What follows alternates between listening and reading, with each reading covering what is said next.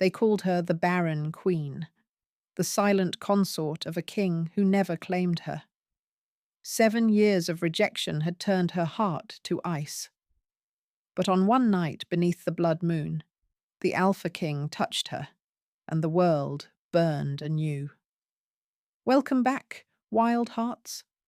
Tonight's tale is about love buried under duty, and devotion too deep to speak its name. Stay to the end, because what happens when silence breaks will shatter everything you believe about rejection. In the royal moon court, a palace carved of silver and stone, Queen Kali has worn her crown for 7 years. 7 long years, yet the royal bed remains untouched, cold as the marble floors she walks each morning. Courtiers whisper behind jeweled fans and crystal goblets. She's barren, they say, cursed by the old gods, unworthy of the Alpha King's touch. The rumors follow her like shadows through the grand halls, clinging to the train of her gowns, poisoning every smile directed her way. Alpha King Jareth, her fated mate, the one the moon goddess herself chose for her, avoids her gaze as if meeting her eyes might turn him to stone. His cruelty is famed throughout the territories, cold, ruthless, unyielding. But Kaylee has learned to see beyond the courtly masks, and beneath his icy exterior, she catches glimpses of something deeper, something that looks almost like pain. Kaylee wears her dignity like armor, polished and impenetrable. Each morning she rises before dawn, dresses in the heavy ceremonial robes of her station, and fulfills her queenly duties with mechanical precision. She hosts the seasonal rituals, standing beside an empty throne, while Jareth attends to matters of war. She sits through endless council meetings, silent and composed, while advisors debate border disputes and trade agreements. But when the court disperses and the candles are extinguished, she returns to her chambers alone, always alone, and the silence becomes a living thing that wraps around her throat. The palace's oldest prophecy is carved into the foundation stone, written in the ancient tongue. She's read it 1,000 times, tracing the worn letters with her fingertips in the dead of night. The bond of the moon cannot be severed, only silenced by sacrifice. She never understood what it meant, not until it was too late. Alone in her chambers, Kaylee writes unsent letters to the mate who never answers. Her desk drawer is full of them, sealed with wax that will never be broken, words that will never be read. She pours her heart onto parchment because she has nowhere else to put it. Sometimes she rereads them, torturing herself with the vulnerability she can never speak aloud. She remembers their arranged claiming ceremony as if it happened yesterday. The great hall had been filled with flowers, white moon blooms that only open under starlight. She had worn her mother's claiming dress, the silk the colour of moonlight itself. She had been nervous, yes, but also hopeful, excited even. The moon goddess had chosen them for each other. Fated mates were supposed to be a blessing, a love written in the stars before either was born.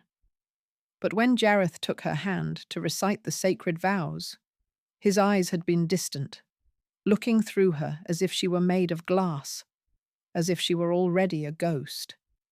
His voice was steady, but empty as he spoke the words that would bind them for life. And when the ceremony ended, when tradition demanded he kiss his new queen, his lips had barely brushed hers, cold and quick, before he pulled away. That night, their wedding night, he had escorted her to the royal chambers in silence. At the door, he had paused, his hand on the frame, his back to her. Then he had spoken the only words he would say to her that night. "Sleep well, my queen." And he had left, the door closing with a finality that still echoes in her memory. She hasn't shared a room with him since. The servants murmur pity when they think she can't hear. Poor thing. They whisper as they change her sheets, as they draw her baths, as they lace her into gowns that no one will see her in except from a distance. Even the moon goddess statue in her room feels like a witness to her shame, the carved stone eyes seeming to watch her with something that might be sympathy or might be judgment. On the anniversary of their 7th year of marriage, Kaylee stands before that statue in the pre-dawn darkness. She's already dressed in her ceremonial gown, silver and white, diamonds at her throat that feel like shackles. She presses her palm to the cold stone of the goddess's outstretched hand and whispers the prayer that has become her ritual. If love is a curse, then let it end with me. Let me be the last to suffer this way. The court celebrates 7 years of peace with an anniversary ball that night.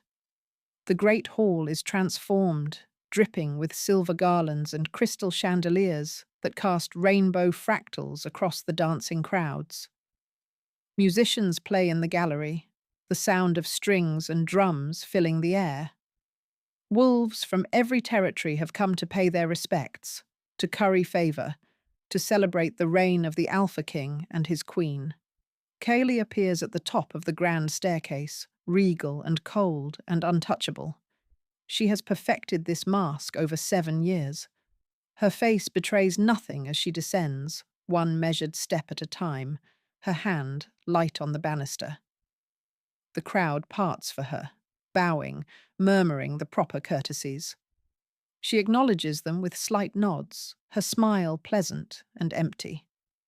Jareth watches from his throne on the dais, emotionless as carved marble.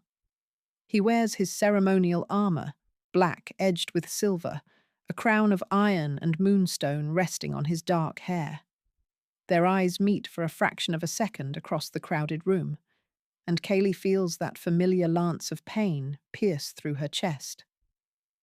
Then he looks away, as he always does, and she continues her lonely procession to her own throne, smaller than his, placed 3 feet to the left. They sit in silence as the festivities continue below them. Courtiers approach to offer congratulations. 7 years of peace, they say. 7 years of prosperity. The territories have never been more united. Jareth accepts their words with curt nods. Kaylee smiles and thanks them graciously, playing her part. It's near midnight when the visiting Alpha from the northern ridge approaches. Alpha Darien is young, ambitious, and foolish. He's had too much wine, and his words are slurred at the edges. He bows, but there's mockery in the gesture. "Your Majesty," he says, addressing Kaylee with false sweetness. 7 years is quite a milestone, though I must say the court was hoping for different news by now. An heir, perhaps. The nearby conversations fall silent. Everyone turns to watch.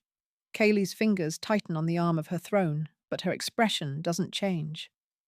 The moon goddess blesses in her own time, Alpha Darien. He laughs, too loud. The moon goddess, yes. Or perhaps. He leans closer, his voice dropping to a stage whisper that carries through the silent hall. Perhaps the goddess made a mistake. Perhaps the queen no wolf wanted was never meant to be a queen at all. The temperature in the room drops. Kaylee feels it before she sees it, a wave of pressure that makes her ears ring. Jareth's aura explodes outward, a physical force that sends glasses shattering and candles guttering. His eyes are pure gold, his wolf rising to the surface. The air itself seems to ignite around him. Alpha Darien staggers back, his face pale, suddenly sober. Every wolf in the room drops to one knee instinctively, baring their throats to the Alpha King's dominance. All except Kali, who remains frozen in her throne, her heart pounding. Jareth rises slowly, power radiating from him in waves. When he speaks, his voice is layered with his wolf, a growl that vibrates through the stone floor. "Get out, now, before I forget the laws of hospitality." Darian flees. The crowd remains kneeling, silent, terrified. Jareth's chest heaves with barely controlled rage. Then, without a word, without a glance at Carly, he storms from the hall, the massive doors slamming behind him with enough force to crack the hinges. The court, slowly, carefully, resumes breathing. Kaylee sits through the rest of the ball in a daze, her mind replaying that moment. The fury in his eyes, the protection in his response. It makes no sense. Why would he defend her honor when he's spent 7 years denying her his presence? When the last guest has departed and the servants begin cleaning the wreckage of broken glass and spilled wine, Kaylee returns to her chambers. She's exhausted, emotionally and physically drained. Her maids help her out of the heavy gown, unbraid her hair, wash the cosmetics from her face. When they're gone, she sits at her vanity in her silk nightgown, staring at her reflection. She looks like a stranger. Hollow eyes, sharp cheekbones. When did she become so thin? When did the light leave her face? A knock at her door makes her jump. At this hour? She wraps a robe around herself and crosses the room. Probably a servant, she thinks. Some detail about tomorrow's schedule. She opens the door. Jareth stands in the corridor, still in his ceremonial armor, his hair disheveled as if he's been running his hands through it. His eyes are wild, that gold still flickering at the edges. He's breathless, his chest rising and falling rapidly. They stare at each other for a long moment.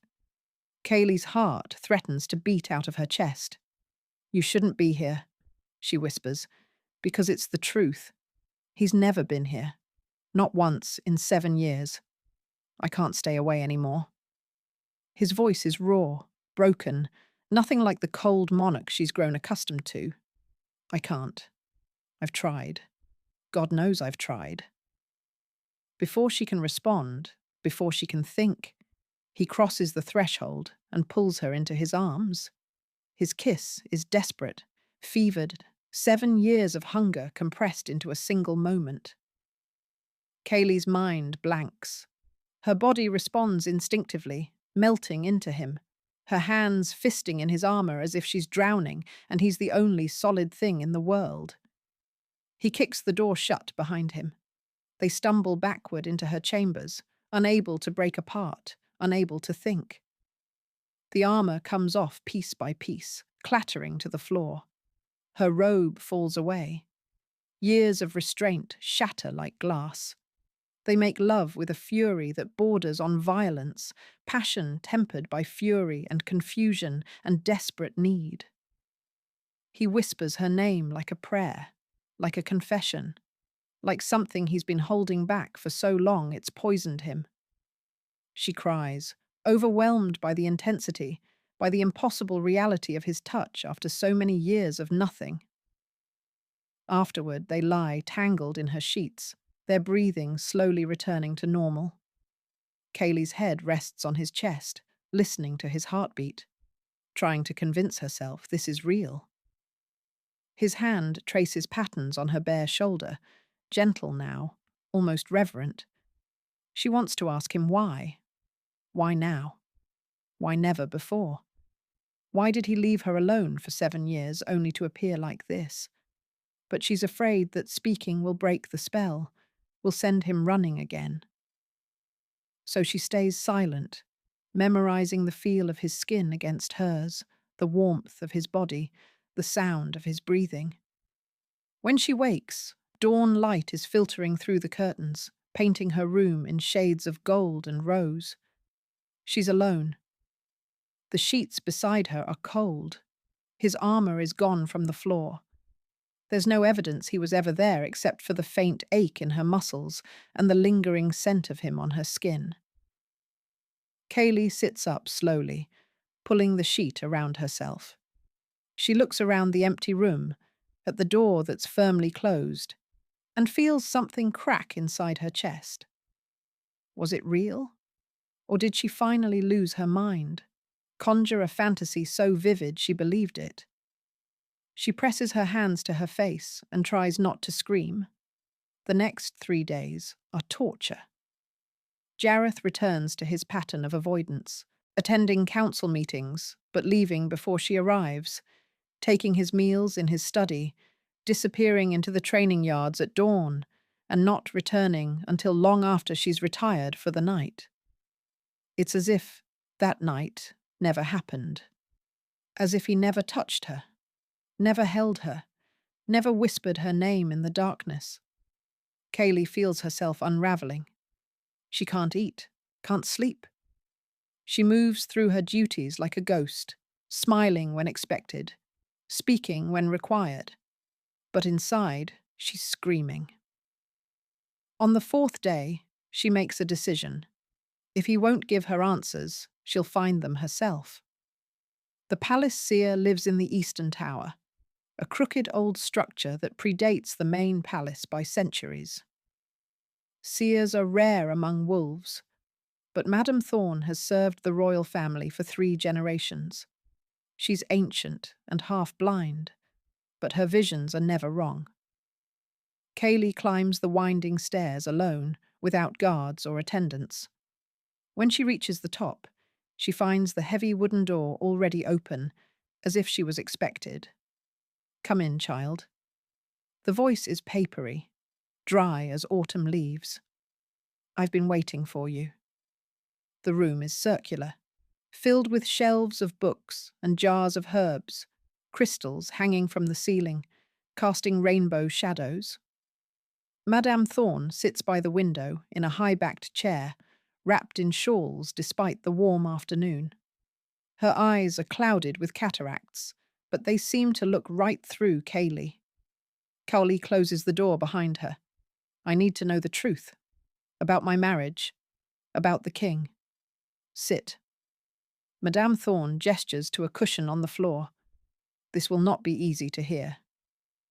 Kaylee sits, her hands folded in her lap, her spine straight. "I've lived with silence for 7 years. Whatever the truth is, it can't be worse than not knowing." The old woman is quiet for a long moment, her gnarled fingers tracing the arm of her chair. Then she begins to speak, her voice taking on the distant quality of one seeing into the past. "On the night of your claiming ceremony, a blood curse was cast. Dark magic, forbidden magic, woven by a dying woman who loved the king and was loved by him in return." Kaylee's breath catches. His first love? Lady Alara. Madame Thorne nods slowly. She was to be his chosen mate before the moon goddess revealed you as his fated one. When he broke their betrothal to honor the goddess's will, Ilara's heart shattered. She came from a family of old magic, blood witches who should have died out centuries ago. In her grief and rage, she worked a spell that should have been impossible. What kind of spell? Kaylee's voice is barely a whisper, a binding. Madame Thorne's clouded eyes focus on Kaylee with unsettling intensity. "Jareth's wolf was bound to silence his desire for you. If he ever claimed you as his true mate, if he ever consummated your bond, your heart would stop. You would die in his arms, your blood on his hands." The room spins. Kaylee grips the edge of the cushion to keep from falling over. "No, that's impossible. Fated mates can't be separated by magic. Fated mates can't be severed, no, but they can be silenced by sacrifice." The old prophecy. Madame Thorne leans forward. Ilara cast the curse with her dying breath, spending her own life to fuel it. It's why the magic held. Blood for blood. Life for life. Every rejection was protection. Kaylee's voice breaks as understanding crashes over her. Every time he avoided me, every time he left me alone, it wasn't because he didn't want me. It was to keep me alive. Yes. Madame Thorne's expression softens with something like pity. His silence wasn't hatred, child. It was devotion. Every day for 7 years, he has lived in agony, his wolf screaming for its mate, his heart breaking with every cold word he forced himself to speak. He chose exile within his own marriage rather than risk your life. Tears streamed down Kaylee's face. She doesn't bother wiping them away. Why didn't he tell me? Why didn't anyone tell me? Because speaking of the curse strengthens it, and because Jareth feared that if you knew, you would try to break it yourself. He couldn't bear the thought of you sacrificing yourself for him. Kaylee stands abruptly, her mind racing. There has to be a way to break it. There has to be. Madame Thorne shakes her head slowly. Blood curses can only be broken by blood. The caster is dead. The magic is sealed. There is no counterspell, no ritual, no loophole. She pauses, her expression grave. Unless someone is willing to pay the price Elara paid. Life for life. Kaylee's blood runs cold. You mean someone has to die to break it? The seer says nothing, which is answer enough. Kaylee leaves the tower in a daze. Her mind can't seem to hold on to thoughts. They slip away like water through her fingers. Jareth was protecting her. All this time. 7 years of loneliness, 7 years of whispers and humiliation and heartbreak, and he was protecting her. She needs to see him, needs to look him in the eye and hear him say it. She finds him in the training yards, alone, working through sword forms with mechanical precision. His shirt is soaked with sweat, his movements sharp and controlled. He doesn't notice her at first, lost in the rhythm of the blade. Kaylee. She watches him from the edge of the yard. This man who is her husband and her stranger, her mate and her tormentor. She sees him differently now. The tension in his shoulders isn't arrogance, but exhaustion. The coldness in his eyes isn't cruelty, but pain. She steps into the yard. Jareth. He freezes mid-swing. When he turns to face her, the sword lowering slowly, his expression is carefully blank. But she can see the fear beneath it now, the desperate hope. I spoke to Madame Thorne. Her voice is steady, despite the tears still drying on her cheeks. I know about the curse, about Elara, about everything. The sword falls from his hand, clattering against the packed earth. The blood drains from his face. Kaylee. Why didn't you tell me? She crosses the yard until she's standing in front of him, close, enough to touch, but not touching.